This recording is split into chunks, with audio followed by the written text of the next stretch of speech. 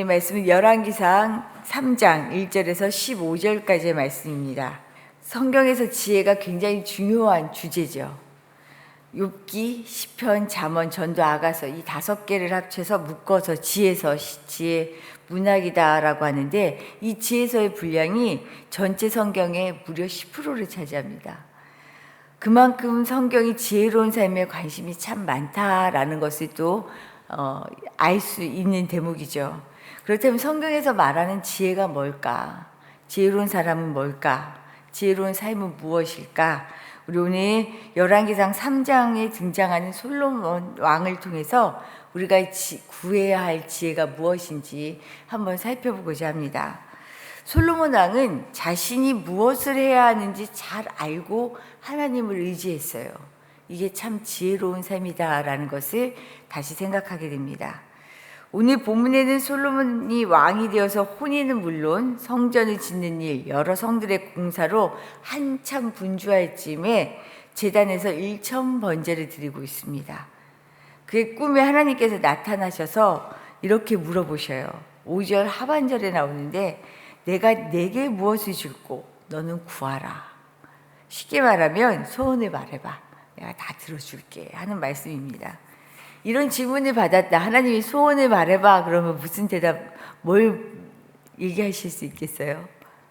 한 가지가 떠오르세요? 너무 많이 떠올라서 뭘 구해야 될지 모르겠어요. 그렇죠? 그래서 사실 이게 쉬운 질문이 아니에요. 왜냐하면 언뜻 생각하면 무슨 소원이 있을까 싶기도 하지만 그 많은 것 중에 딱 하나만 선택하려니까 사실 쉽지 않아요. 우리 그러잖아요. 이 질문에 솔로몬 왕이 뭐라고 대답했을까? 우리는 보통 지혜를 구했다라고 얘기하는데, 솔로몬 왕은 사실 지혜다, 지혜 주세요라고 말하지 않아요. 지금 성경 개역 개정판으로 바뀌기 전에 개역 한글판 버전에서는 지혜로운 마음을 주사라고 표현이 되어 있어요. 그런데 이 말이 지금 우리가 보는 개역 개정판에서는 듣는 마음을 주사라고 얘기하고 있어요. 듣는 마음을 주십시오. 영어 성경을 보면 discerning heart, 식별할 수 있는 마음, 구별할 수 있는 마음이다라고 얘기하고 있어요.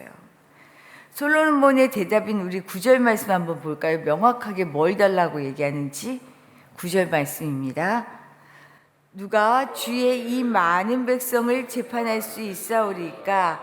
듣는 마음을 종에게 주사 주의 백성을 재판하여 선악을 분별하게 하옵소서. 직접적으로 저에게 지혜를 주세요 라고 얘기한 건 아니에요. 9절 말씀을 통해 알 수 있듯이 솔로몬은 하나님에게 듣는 마음을 주셔서요, 제가 선악을 분별할 수 있게 해주십시오, 이런 간청을 합니다. 그런데 이 솔로몬의 2가지 소원, 간청을 통해서요, 하나님께서 그의 소원을 한마디로 얘기하셔요. 지혜를 구하는구나. 네가 듣는 마음, 선악을 분별하는 지혜를 달라고 하는구나 라고 얘기하셔요.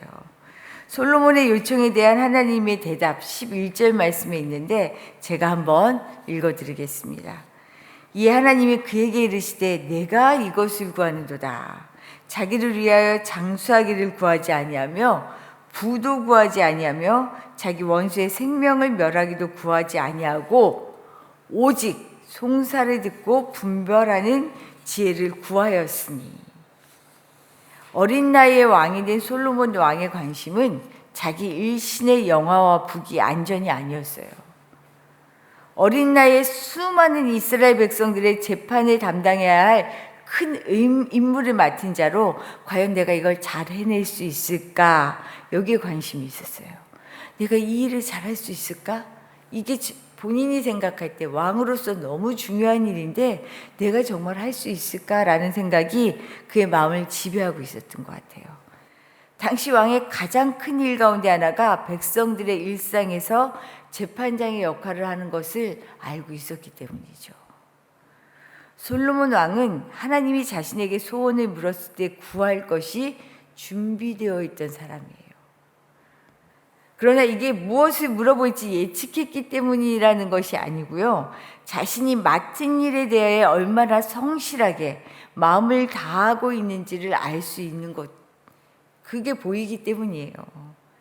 많은 백성의 재판을 주관하는 해야 하는 왕의 자리에서 뭉뚱그려서 재판 잘하게 해주세요라고 얘기한 게 아니거든요.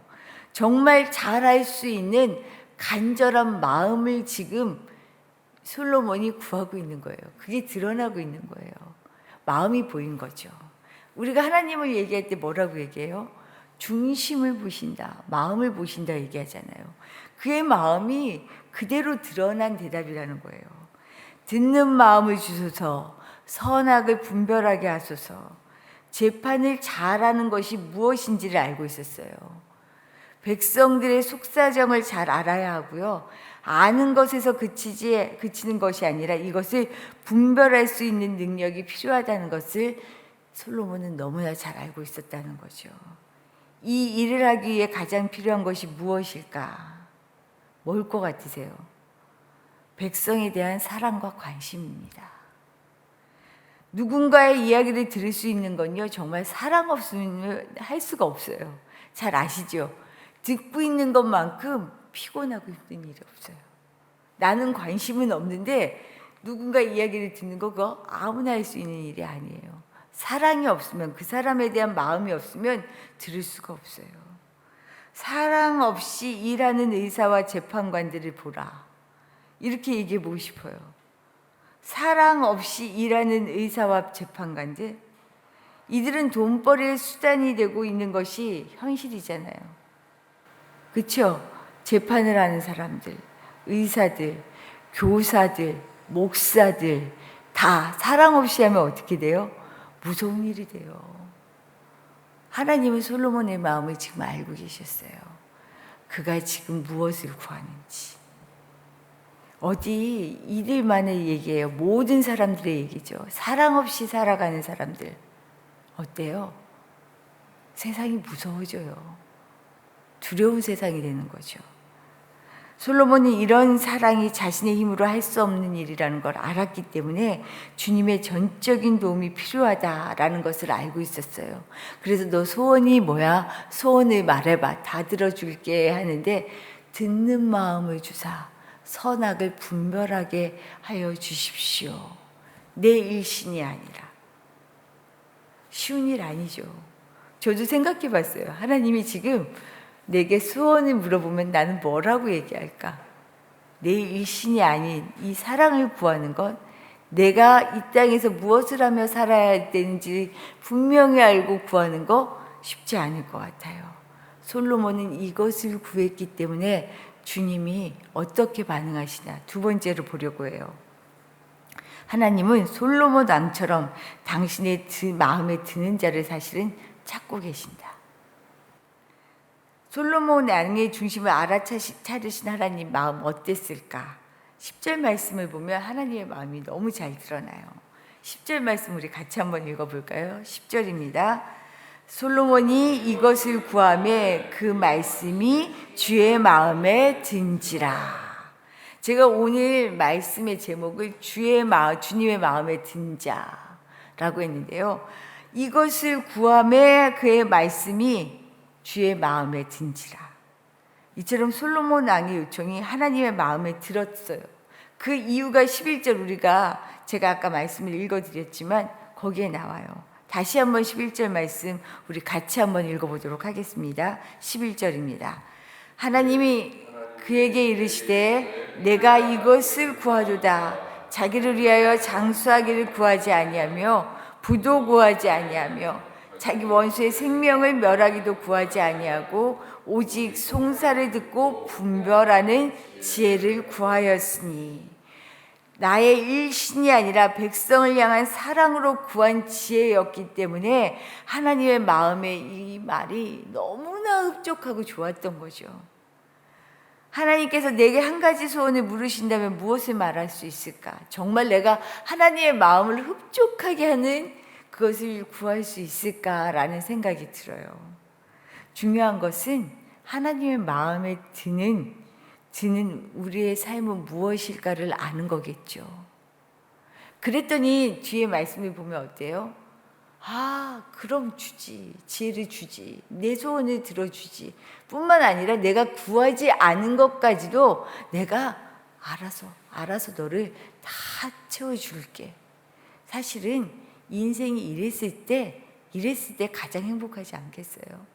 내가 억지로 무엇을 하나 얻어내려고 막 바등바등 사는 삶이 아니라 하나님의 마음을 움직일 줄 알아서, 하나님이 기뻐하시는 것이 무엇인지 알아서 내 삶이 정말로 저절로 되어지는 삶. 그러면 뭐가 문제가 있겠어요? 그렇잖아요. 내가 처한 삶의 자리에서 나를 통해 하나님을 사랑하고 이웃을 사랑할 수 있는 길을 찾아가는 것, 사실은 이것이 바로 하나님의 마음에 드는 삶이 아닐까. 오늘 솔로몬을 통해서 들여다보게 됩니다. 정말로 하나님을 사랑하는 사람은 이웃을 사랑할 줄 알고요. 이웃을 사랑하는 마음이, 주님은 그러시잖아요. 소자 하나에게 행한 것이 바로 나에게 행한 것이다. 그냥 단순히 한번 도와주고 만다라는 것이 아니라 주님을 대하는 그 마음으로 사람을 대할 줄 아는 사람, 이것 아닐까 다시 한번 생각해 보게 됩니다. 오늘도 우리가 주님의 마음을 기쁘시게 하는, 하나님의 마음에 든 사람, 야 이거야, 이거면 됐어. 다른 것에 있지 않았던 것 같아요. 하나님을 사랑하고 이웃을 사랑하는, 사랑으로 이 땅을 살아가는 사람, 그리고 이 땅에서 그 사랑으로 내가 해야 하는 것이 무엇인지를 날마다 구하며 내 할 일을 충성스럽게 하는 사람, 이 사람이 하나님의 마음을 감동시키는 사람이다라는 것을 기억할 수 있기를 바랍니다. 오늘도 하나님 보실 때요, 됐다 이 말씀 들으며 살아갈 수 있는 복된 삶 되시기를 축복합니다. 주신 말씀 생각하며 기도하도록 할게요. 하나님, 제가 헛것 구하지 않고 정말 하나님의 마음을 기쁘시게 하는, 정말 이 땅을 사랑하며 살아가고, 그리고 그 사랑을 위하여 온 마음을 드릴 수 있는 그런 삶이 되게 해주십시오. 기도하기를 부탁드립니다. 또한 오늘은 특별히 우리 교우들과 우리 자녀들을 위하여 함께 기도하도록 할게요. 우리 고3 수험생 주원이 한 명이 있는데요. 시험이 이제 얼마 남지 않았습니다. 이제 수시 지원하는 시기가 바로 코앞에 닥쳤는데요. 하나님께서 인도해 주셔서 우리 주원이 하나님의 계획대로 살아갈 수 있는, 주님의 마음을 기쁘시게 하는 아들이 되도록 잘 준비하고 임할 수 있도록 기도해 주시기 부탁드리고요. 그리고 우리 집사님들 한 분 한 분, 우리 권사님들 건강뿐만 아니라 영육간에 늘 강건하게 살아가실 수 있도록 기도해 주시기를 부탁드립니다. 그리고 우리 이현재 집사님 오늘 와 계신데 9일날 내일 모레 미국으로 3주의 일정으로 출장을 가셔요. 출장이 보통 일이 아니더라고요. 일하시는 이 모든 일에 하나님이 간섭하셔서 하나님이 움직여 주시는 그 일을 잘 감당하실 수 있도록, 그리고 건강하게 잘 다녀오실 수 있도록 또한 함께 기도해 주시기를 부탁드립니다. 기도드리겠습니다.